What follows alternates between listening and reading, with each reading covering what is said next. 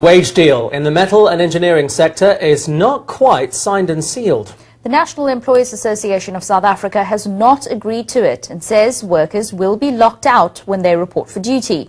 NEASA claims that the wage deal agreed to by the Steel and Engineering Industries Federation of South Africa is simply unaffordable. The strike may be over, but some workers in the metals and engineering sectors reporting for duty today will be locked out. The National Employers Association of South Africa, NEASA, has not agreed to the 3-year wage deal announced by NUMSA yesterday. NEASA represents about 3,000 companies.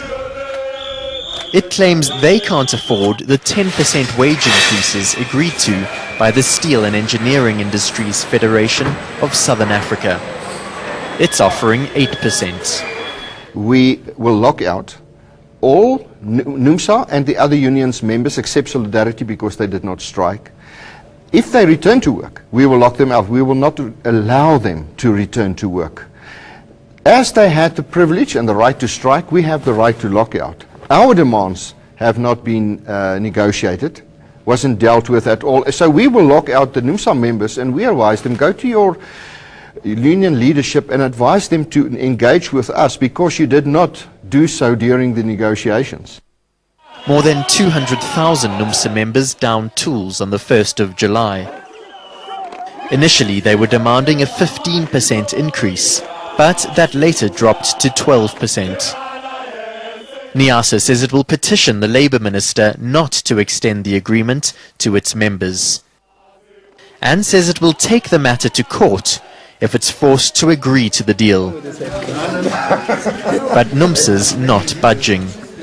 From where we stand, those companies would have now to pay. We have not settled on 8%. We settled on 10, 10, 10. So they are not going to be exempted by a propaganda of them and Papenfus. They must pay for this. And where companies have got problems, as a union, we've always been there to listen. Through exemption, they must open up the books. And if they are making money but they're looking for exemption, we'll reject that. We'll demand that they must pay what has been agreed in the industry. The strike dragged on for a month, costing the economy several billion rand.